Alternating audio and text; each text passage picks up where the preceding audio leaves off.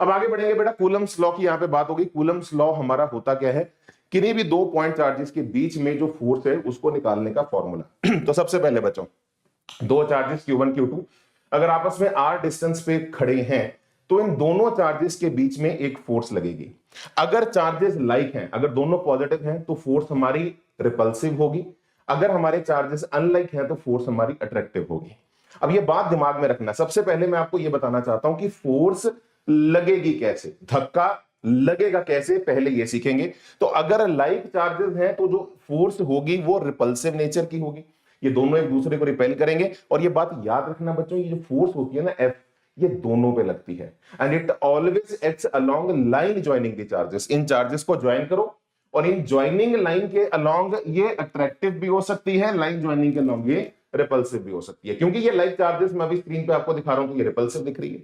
और ऐसे ही मेरे बच्चों अगर मैं अनलाइक चार्जेस ले लूं, जैसे कि आप यहां स्क्रीन पे देख रहे हैं, एक ले लो Q1 एक ले लो -Q2, आपस में अगर ये r डिस्टेंस पे खड़े हैं तो याद रखना, अभी सिर्फ मैं आपको ये बता रहा हूं कि धक्का जो लगेगा ये दोनों पे लगेगा, फोर्स जो लगती है ये दोनों पे लगती है ना, एक्शन एंड रिएक्शन।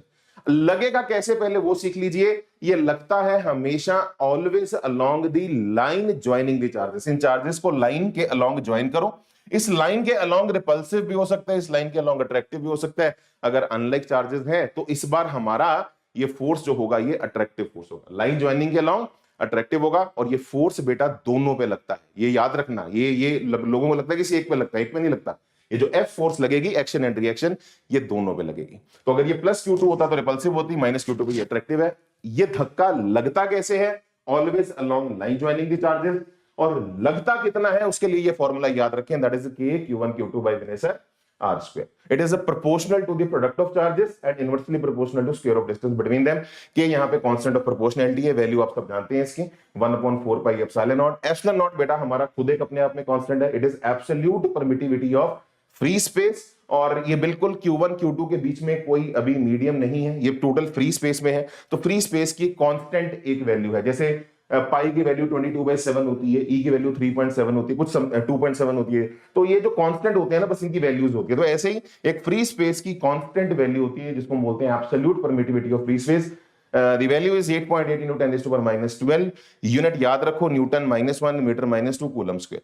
और जब ये वैल्यू यहाँ पे एप्सिलॉन नॉट की फिल करते हो 1/4 पे एप्सिलॉन नॉट, तो के की वैल्यू जो बन जाती है वो बनती है 9 into 10⁻9। ये यूजुअली हमारा फॉर्मूला डायरेक्ट यूज हो जाता है, तो ये के की वैल्यू जरूर याद रखो बच्चों। तो बड़ी सीधी सी बात है, कंक्लूड करते हैं, क्या सीखा हमने। This force is proportional to the product of charges, Q1 Q2 के प्रोडक्ट के प्रोपोर्शनल है।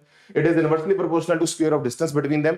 और लास्ट पॉइंट मेरे टमाटरों सबसे ज्यादा क्रिटिकल है, that it always acts along मेरे टमाटरों line joining the चार्जेस की लाइन ज्वाइनिंग के लॉन्ग ये फोर्स जो है बेटा हमेशा हमारी लगेगी।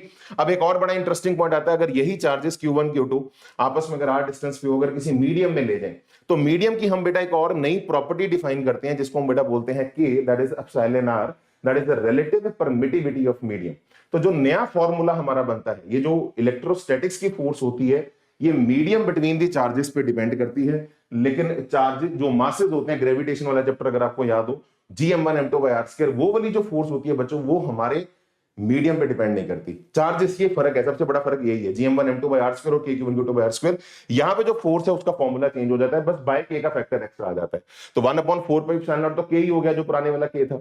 Q1 Q2/r² वही है, बस डिनोमिनेटर में एक एप्सिलॉन नॉट के साथ K और आ जाता है, फिर K इज डाइलेक्ट्रिक कांस्टेंट, जिसको हम रिलेटिव परमिटिविटी ऑफ मीडियम भी बोलते हैं। और कई बार एप्सिलॉन नॉट इनटू के, इन दोनों के प्रोडक्ट को हम कई बार एप्सिलॉन भी लिख देते हैं, जिसे हम परमिटिविटी ऑफ मीडियम भी कह देते हैं। ठीक है, तो तीन चीजें हैं, epsilon naught absolute permittivity of free space, epsilon r या के को भी लिख सकते हो, एप्सिलॉन आर भी लिख सकते हो, इसको हम बेटा बोलते हैं रिलेटिव परमिटिविटी ऑफ मीडियम, और इनके प्रोडक्ट को कहा जाता है परमिटिविटी ऑफ वेनेसर मीडियम।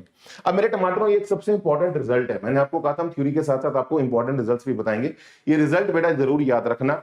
अगर मेरे पास एक स्ट्रिंग से एक पॉइंट से मैंने दो स्ट्रिंग्स अटैच की हैं और दो बॉल्स हैं, वो हमारी अगर चार्ज्ड बॉल्स हैं, तो इन चार्ज्ड बॉल्स के बीच में अगर एंगल आपस में मान लो लेट्स से 2 थीटा है, एंगल इज 2 थीटा, तो अगर इन्हें एयर में एक ही पॉइंट से दो स्ट्रिंग्स लगा के चार्ज बॉल्स को, पिथ बॉल्स बोलते हैं बेसिकली इन्हें हम, चार्ज बॉल्स को अगर रखा जाए तो इनके बीच में, क्योंकि इनके बीच में रिपल्सिव फोर्स होगी चार्जेस की वजह से, तो इनके बीच में जो आपस में एंगल होगा, अगर वो एंगल हमारा बेटा सेम रहे, मतलब ये जो एंगल है हमारा that is total angle is 2 theta है ना, अगर सेमी वर्टिकल एंगल है तो दैट इज थीटा, तो ये एंगल हमारा थीटा सेम रहे, उस मीडियम के अंदर हम इसे लेके जाएं, एक ऐसा मीडियम चूज किया जाए जिसकी वजह से हमारा थीटा सेम रहे, तो उस मीडियम का जो डाइलेक्ट्रिक कांस्टेंट होता है उसका फॉर्मूला बेटा याद रखिए, ये सारी मैथमेटिकल कैलकुलेशंस करके निकाला जाता है। It is rho B upon rho B minus rho L. Wait, what is rho B here? Rho B नाम से पता लग रहा है, it is the density of balls या डेंसिटी ऑफ बॉडी।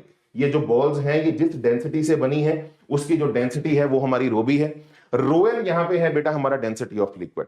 तो बड़ी सिंपल सी बात है, ये पिथ बॉल्स एयर में सस्पेंडेड थी, एक ऐसे मीडियम के अंदर इन्हें इंसर्ट किया जाए, उस मीडियम का डाइलेक्ट्रिक कांस्टेंट कितना हो जिससे इन बॉल्स के बीच का एंगल सेम रहे, थीटा हमारा सेम रहे, वो डाइलेक्ट्रिक कांस्टेंट की वैल्यू याद रखो, rho B upon rho B minus rho L. ये क्वेश्चन एडवांस में भी आ चुका है, मेंस में भी आ चुका है, बड़ा ही हॉट रिजल्ट है। मैंने आपको पहले ही कहा था this session is more about the holistic view of the complete chapter. कुछ स्टैंडर्ड रिजल्ट्स भी आपको याद करवाए जाएंगे, नॉट ओनली द फॉर्मूलाज।